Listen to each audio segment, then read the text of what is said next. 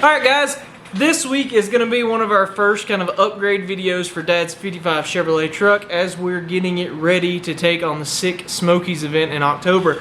We're officially registered, we are going, as long as everything stays good, we're planning on going. But anyway, so one of the first things that we want to do here is we picked up a new air-fuel ratio gauge to put in this truck. This is a wideband O2 sensor that we're going to put in it. And we'll get into more about what the gauge is, but we've never actually had an O2 sensor, wideband O2 sensor in this thing. So it'll be really interesting to kind of see what this truck is doing, whether it's rich or lean. Of course, that's what air-fuel ratio is, and just kind of see where we stand at different times. The reason why this is important is because I don't exactly know what's going on with it whenever we're in wide open throttle. I know that Matt's built it into it. I'm sure it's plenty safe. But if we can do something like this, maybe we can take it back out to him and maybe we can get a little bit more out of it. Let's see what else we end up doing to this truck. But anything that we end up doing, if we go in there and put a new cam in it or whatever that would look like, I don't know if anything like that will happen before Sick Smokies. It'd be really cool if it did. I want to run this truck down the drag strip before we ever do anything else to it, just to see what our absolute baseline is. This is for me because I really enjoy stuff like that, seeing if we run this truck how it is, and then let's say we put a Brian Tooley cam in it or a Tick Performance cam or something like that into this truck, then we could see exactly and directly what the performance pickup is. That would be very, very interesting to me, and something that I'm very curious to see what's going on. And that's where this whole install stems from, is to get that information so that maybe we can get a little bit more out of the truck as it stands, but also make sure that we're safe and that we can still improve performance as we make changes to this truck and kind of make it better in the long run. So let's dig into what this gauge is, why I went with what I did, and yeah, we'll see what we get into this week. Thanks for joining us. Alright guys, we went with this AEM air-fuel ratio gauge. It's a really nice piece. It's going to have a digital readout here in the center, and then it's going to have like a traffic light red, yellow, green display that runs around this outside loop. So it's kind of an analog, and you can change the colors on that. So it'll tell you if you're safe, basically if the truck goes really lean, it's going to flash red and let us know so that you'll know to get out of it quick so we don't hurt the motor. This is the particular one that I went with. This is an AEM. This is a AEM 30-0334, and why I give you that particular part number is there's a few different versions of this, and I went with this one just because of kind of honestly a little bit of laziness. This is a little bit more expensive. It was like $40 more, but what we're going to be able to do is plug this directly into our OBD2 port that already exists on the truck, plug that in, so this side will plug into one that already exists, but also give us a direct connection where we can still plug our HP tuners or a code reader or anything like that into the truck. So it still gives us that port. Then all we have to do is plug this into the back of the gauge, wire this right here to a switch 12 volts and a ground, which you know that we have a good ground system on this truck. And then you plug this side into the gauge and plug that into the O2 sensor, and that's it. I mean, this should be as simple as it comes. One thing that I didn't have in here that I do now, it also comes with a new O2 sensor. So it comes with everything we need. It should be a very straightforward install, should be really easy to install. The only thing we're going to have to do, because I didn't buy a mount, we're going to build us an aluminum mount to get this mounted up into the truck. But wiring wise, let me take you over to the truck and talk you through what my plan is. First off, one good thing that we did is we already knew that we were going to do something like this at some point. You can look back here and see we have a bung in the exhaust already, so we can wire that O2 sensor in right there. Then my plan is to route the O2 sensor up this direction and make that plug somewhere out here. That harness is plenty long enough. I'll route it with our harnesses behind the engine and bring that one and run it right through this hole that already exists. Something else that I'm going to do before we go on this trip is get some loom over all of this wire. We have rubber grommets in here to keep everything protected, but I hate seeing this like open wire here. It's driving me crazy, and it just literally It's like it stares at me every time I open the hood on this truck. So I'm going to get this covered up with some good loom and at least cover all those wires up because I just hate how that looks. But anyway, we'll route that harness right up through here inside the cab. Then everything else will be done inside. We'll mount up the gauge, wire it to power and ground, switch power and a ground, and then just plug in the rest of it. That's it. So this should be pretty straightforward. So I'm going to go ahead and start getting those wires routed, and I'm going to let Dad start working on the mount. Another little bonus thing that we're going to do this week while we're working on this is I'm going to reroute this hose to our overflow tank there. I hate how we did this. It just looks bad. There's all this hose routed down and over here and down by the heater hoses and then up here. And same thing for this guy. It's routed here to the engine block, but it's just like way too long. We routed it down here. We're going to reroute these and clean that up. So what I've did is I took a vice grip here and clamped that hose tight so we don't have a bunch spill out. And then I'm going to reroute it, and then I can cut it. I'll put another vice grip on it, cut it, and then get it routed up how we wanted. I pulled some fluid out of the radiator with our suction gun over here so that I didn't spill a bunch out of it because the radiator was like completely full. Literally, like when I took the cap off, it literally stood with like water tension. You could see it and trying almost would bust out. We got that pulled out. So now I'm gonna reroute these hoses and just clean this up because it kind of looks like butt.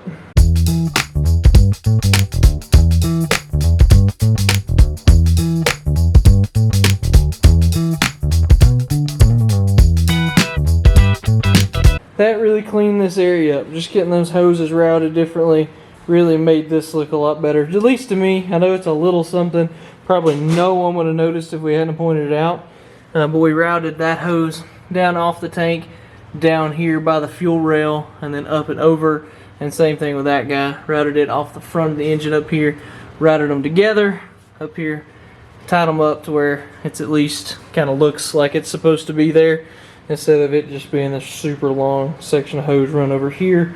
Because like I told Dad, you expect to see two heater hoses, but you don't expect to see the other stuff. So that looks a little better for me. Very small little thing, but good to get it taken care of.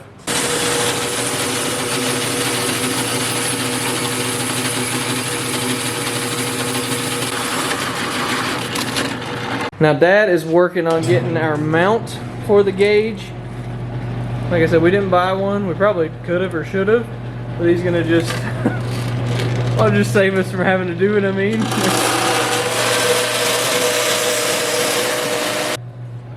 We just took a hole saw. You guys saw us take that hole saw, got it cut out. It's a little undersized. He'll have to open it up a little to get it in there, but it was the closest hole saw that we had.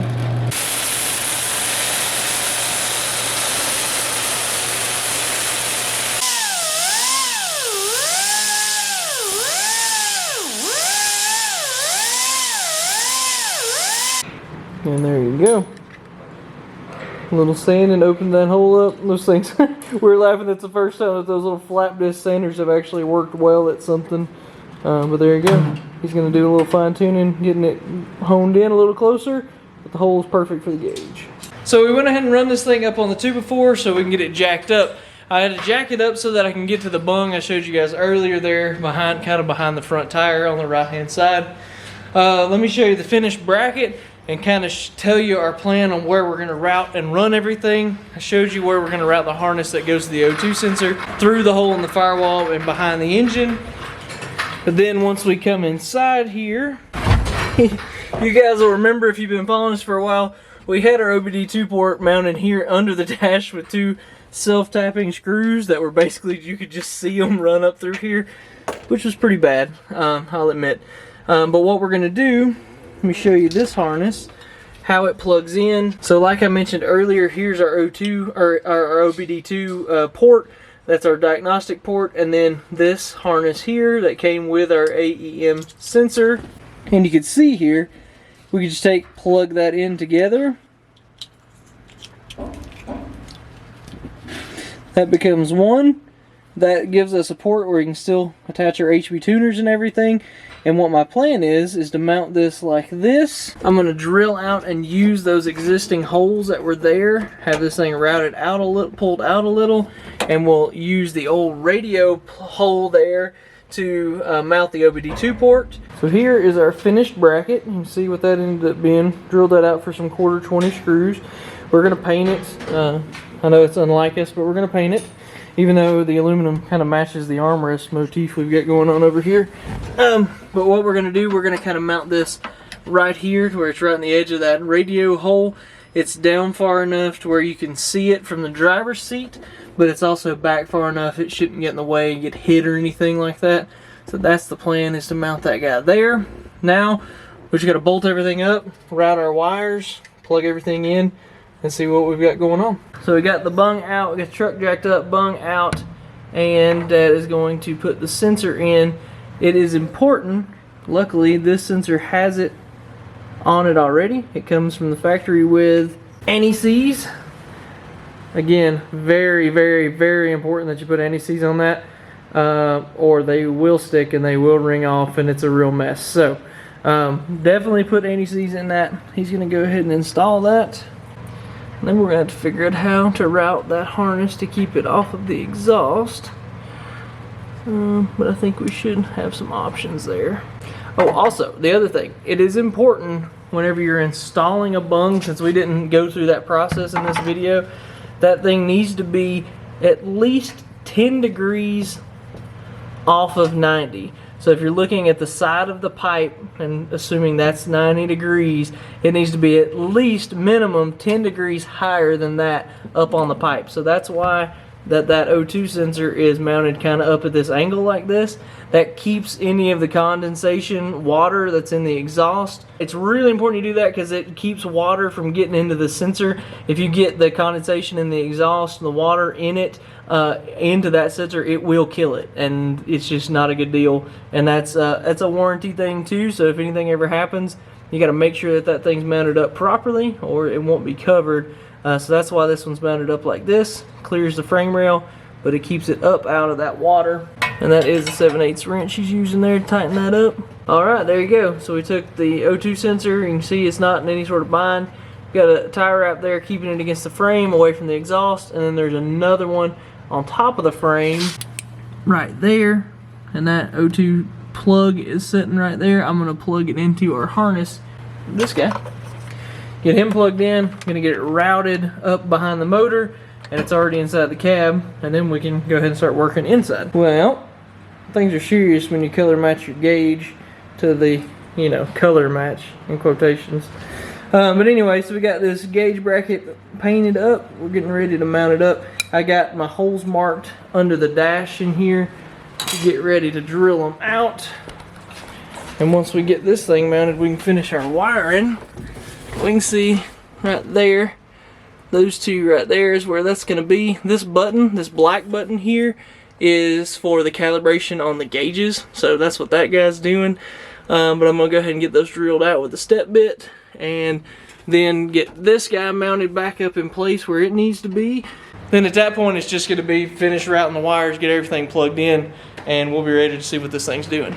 Alright, so see, got our OBD2 port mounted up, got our gauge mounted into its bracket, and the last thing I gotta do, so here is the harness coming in through the firewall from the O2 sensor, and here is the harness that needs to be one of them routed into the back of the gauge, which will be really super short, and then one of them needs to be routed over here to our Ron Francis fuse panel that we have under here, and that's gonna go under a switched 5 amp fuse.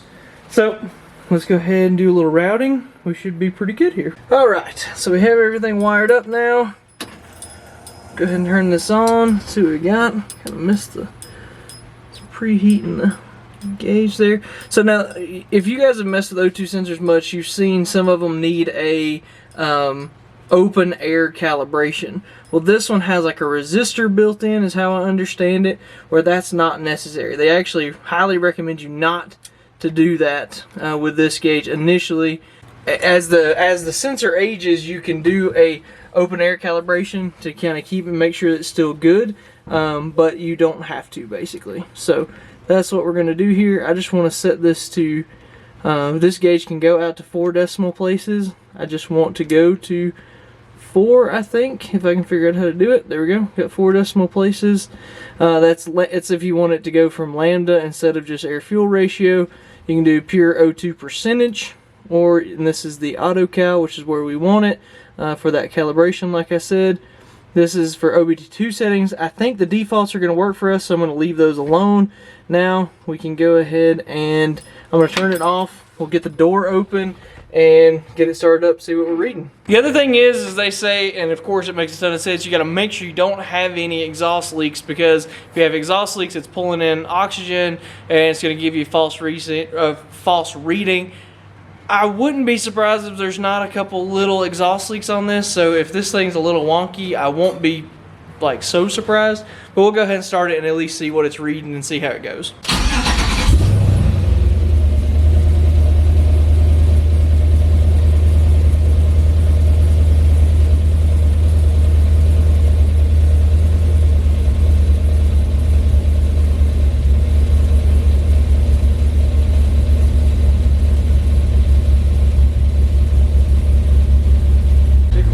It's a little lean at idle, yeah.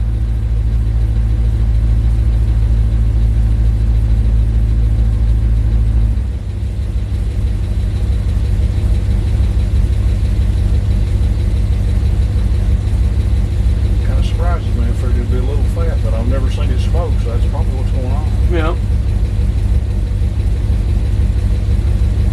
Be interesting to see what it's going to do going down. Yep. So It's dropping now. yeah. So it's kind of, so that's, well, we just wanted to see what it was going to do here while it was still jacked up. It seems okay. It seems like we're getting roughly the right readings, I would say.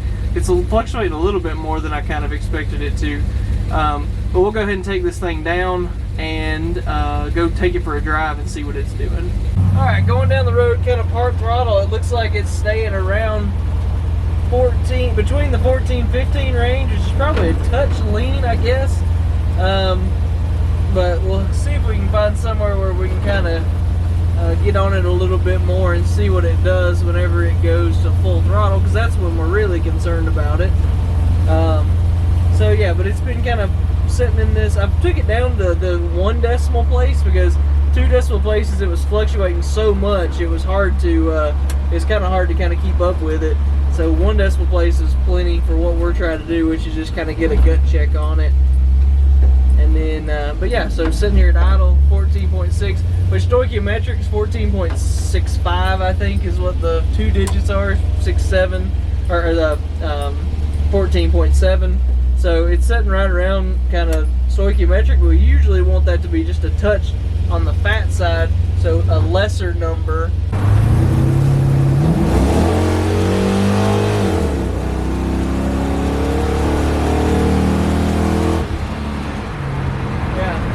Real fat whenever we go into wide open throttle, which is good. That's where, of course, that's where you want it. Maybe not real fat, maybe that's the wrong way to say it, but it goes a lot more rich whenever we go into wide open throttle, which I'm sure is exactly what Matt had intended. But it's just good to have this now so we can actually know that it's doing that. So that's always a good thing. So yeah, so I think with this, and then we're going to get it hooked into the HP tuners, I think there's probably some more to be gained on this truck in general. So I think I'm going to call Matt, but I'm going to show you guys and see if I can figure out how to get it into the HP tuners so we can see the channel in there. The cool thing about that is, of course, you can overlay it so we can see what it's doing in different positions in the throttle and blah, blah, blah, all of that stuff. So that would be really cool to be able to do that. So let's take it back to the shop. I'm going to see if I can get this channel to show up at HP tuners. It should be pretty straightforward, and see what happens when we plug it into our OBD2 port here and just find out. But so far, very, very happy with this. Easy to install, and then it's giving us some really good information as we're going along here. So we know it's running just a little lean at park throttle, at kind of cruise park throttle, and it's running a little fat at full throttle. But if there was a way, if you could pick it, that's the way to have it, right? To have it more fat whenever it's in wide open throttle. So Like I said, let's take it back here and see what we can get hooked up into the HP tuners. Alright, so now I'm in HP tuners here. I'm gonna go ahead and open up our VCM scanner here. And in that scanner, you can see here that I have gotten my X Series UEGO. That is the wideband for, that's what they call this wideband for the AEM brand. But what you're gonna do, I already added it in here so I can figure out how to do it. But if we click the gear here, go to add channel, we go to input, we go to engine, fuel, open and close loop, oxygen sensors, and then you can double click that guy and it's going to add it into here, add it into your table of channels. So now that we've added it in there, we'll go ahead and take this thing. It's going to show up right here in our the EQ. This is where it'll show up. We'll go ahead and take this thing for a ride and see and watch this as we record it and do and scan this thing going down the road. We've been doing a little bit of tuning with the transmission with the torque converter to try and get it, because it's kind of like it was coming in and out a little. So we worked on that just a little bit, but let's go ahead and take this thing down the road and we'll show you what we're getting and how it logs it here on this channel. So now you can see here we've got our air fuel ratio populating, and it is getting mapped out here, graphed out here on the chart here. So let's take this down the road and just kind of see what it does over whenever we go into whenever we take it for a ride here. If you're looking at this and you have done a lot of tuning with HP tuners and you're like, what the heck are these channels he's got in here? This is, I don't know basically not what I'm doing. So I have just a few things in here that I'm interested in. When we did our intake, when we built the intake for this truck, I had our intake air temps there. Now I have our wideband here. So yeah, in general, different stuff. But anyway, if so you're looking at this, you're like, what the heck, why is he looking at all that? It's because that's just where it was when I opened it the first time. All right, as we're going down the road here, hopefully everything's not so shaky. But you can see here we're getting readings on our air fuel ratio as we go down the road. We're running, if you go, which you saw it earlier whenever we were doing this with just a gauge, but now we can actually map it out. So this white line here is our wideband. So we're actually a little, which we said that earlier, we're kind of untouched on the lean side. But you can see here, now we can map all this out and overlay it with throttle position and all of this different stuff. And it's really nice because all we have to do is plug into our OBD2 port through this. There was no extra wiring because of the way that this gauge, or the way that this gauge was made. We could just plug into the OBD2 port there and we get all the readings into HP tuners that we're getting on the gauge itself. So, in the end of the day, this thing has been really nice. Let's take it back to the shop and we'll wrap everything up. All right, guys, that's going to wrap us up this week. The big learning from this week, first off, this AEM gauge is extremely nice. It was really, really easy doing it the way we did with the OBD2 port. Looks really good. But the biggest takeaway for us is that this truck is fairly quicker than we kind of feel like it probably, most people think it probably is. We don't have the numbers to back that up yet, but hopefully we're going to do that here pretty soon. But because of what we've seen from this gauge, we know there's even more left in it. There's a lot of safe in this truck with the air fuel ratios being super rich whenever it's at wide open throttle. We can bring that up. It's going to pull the numbers up.